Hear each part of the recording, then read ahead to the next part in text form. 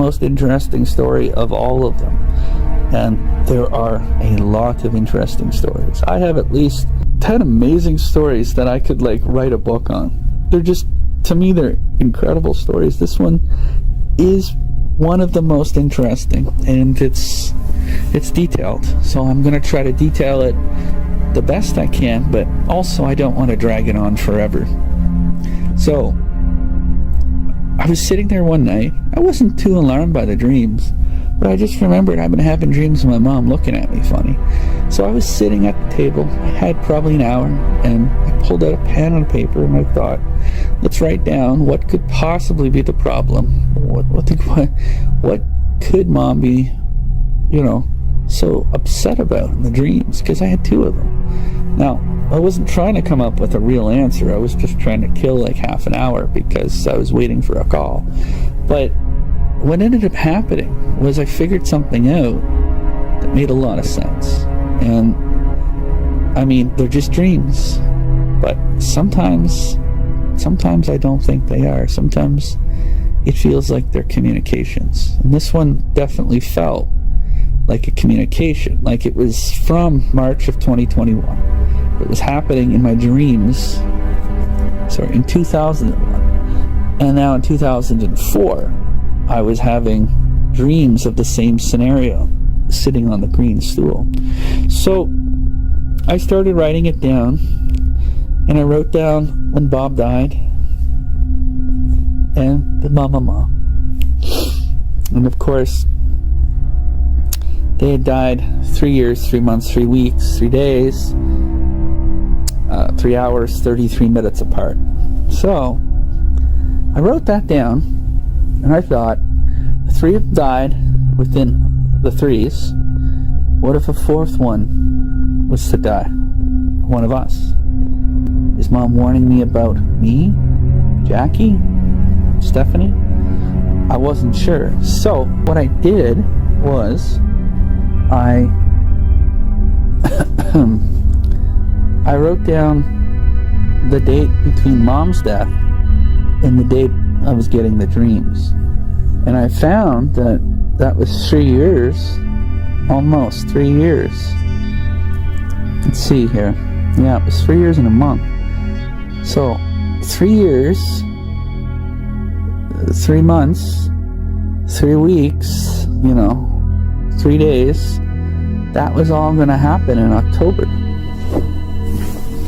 So, it was something like the 28th or 29th of October, there was going to be another problem.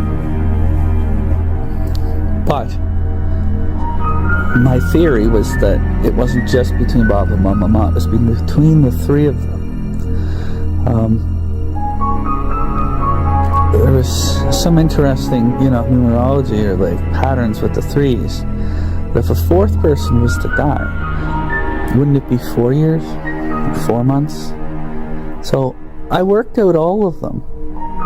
But I got a really bad vibe when I worked out the 3 year, 4 months.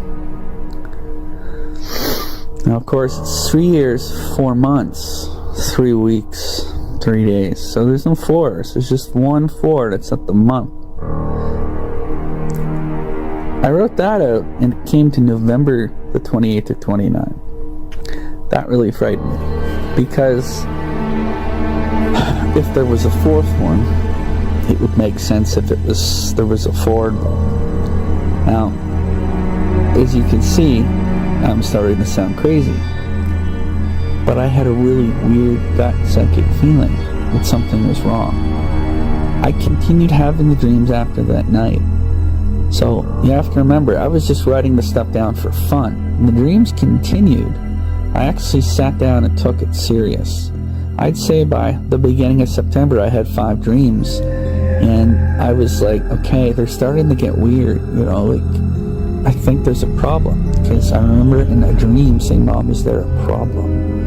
And she looked at me as if to say yes. And, I woke up. I was starting to get worried. And I thought, okay, so I've got to work this out. If there's an issue, I've got to be careful. So I warned people in the family, look, I'm having a weird dream of my mom. I'm having it every night. she's coming to me. This has never happened before. I didn't have dreams like this after she died. Everything just started happening right after some of the two weird things that happened in 2004. So,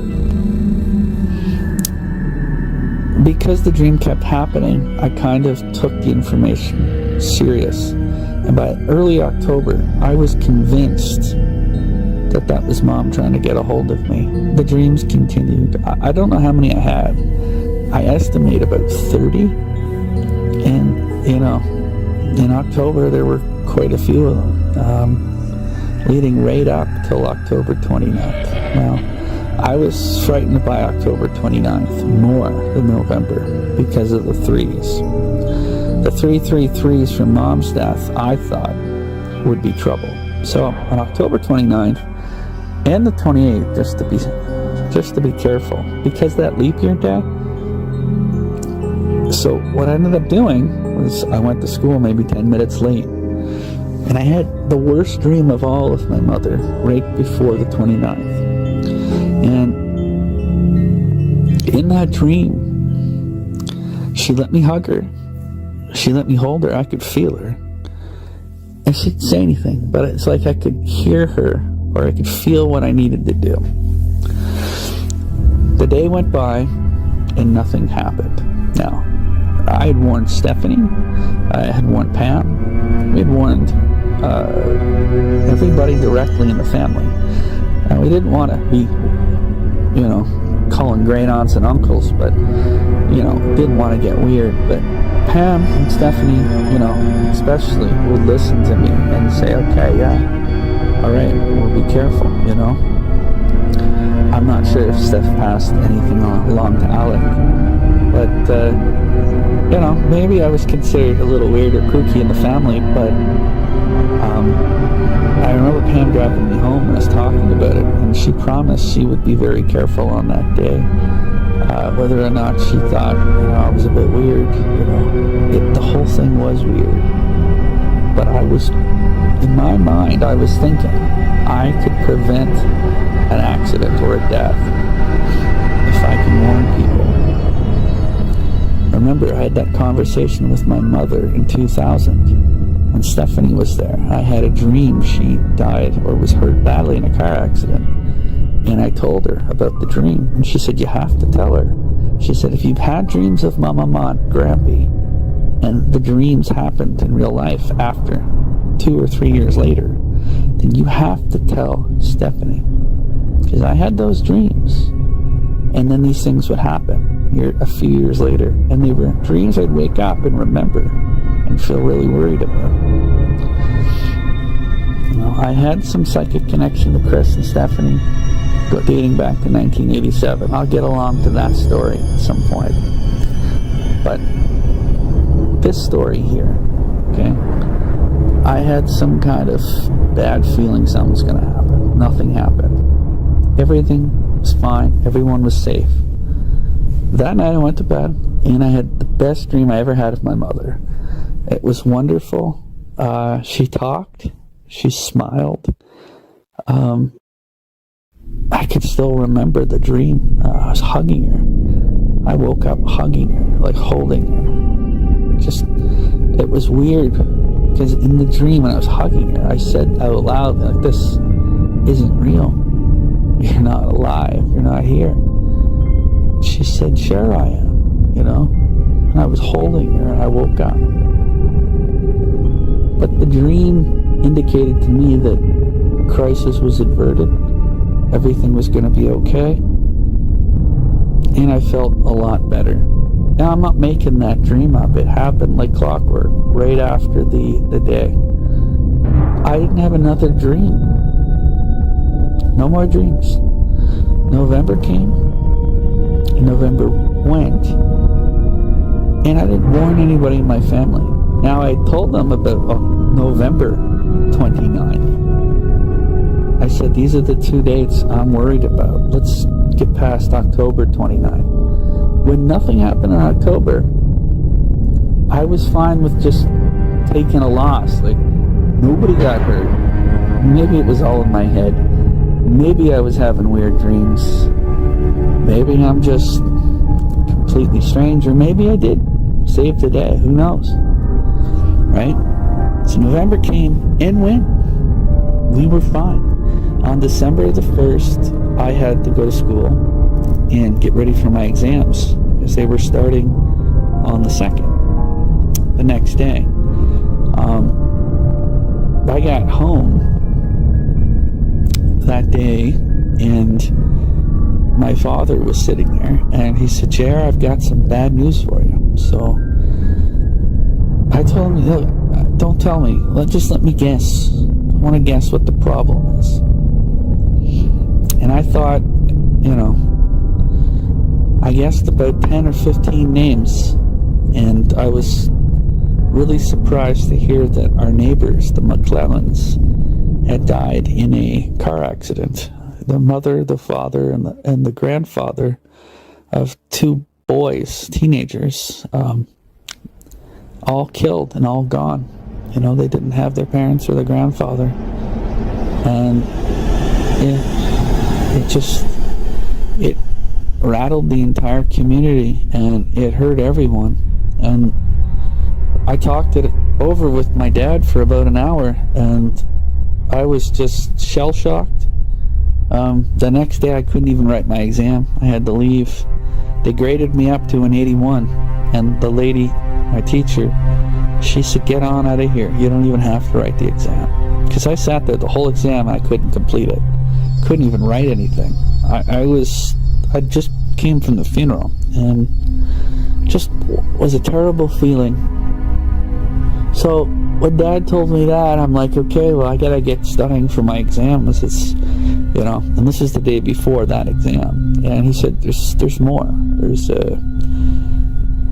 something else really bad that happened. And I said, well, wait a sec, let me guess, is it family? And he said, yes. And I said, why are you telling me about family after you're telling me about my neighbors? And he's like, because your family's still alive, but they're in a coma. And I was like, what? What happened? And he said, Stephanie had a really bad car accident and is in a hospital in a coma. And, it could go either way. And I said, this didn't happen today. What day did it happen? And of course he knew, because I'd warned him for 3 months, and he said, the day you said November 29th, that's when it happened. So right there, I had goosebumps. I was like, the day that I told everybody, November 29th, October and November. And that really threw me for a loop. The next day I couldn't write my exam. I had to do 4 more exams. 1 a day, I think, and then 2 maybe on the Thursday.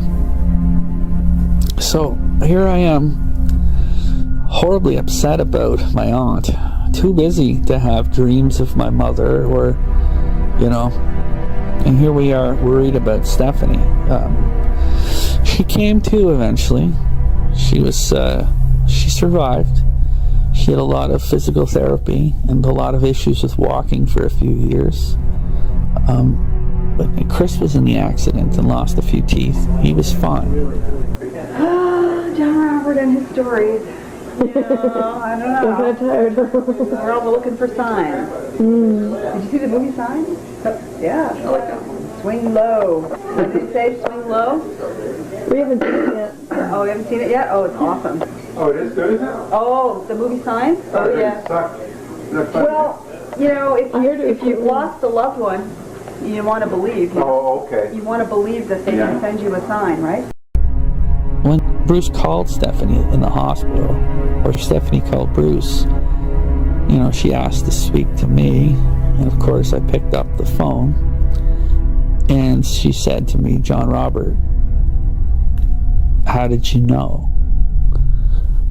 And I said, well, Mom told me.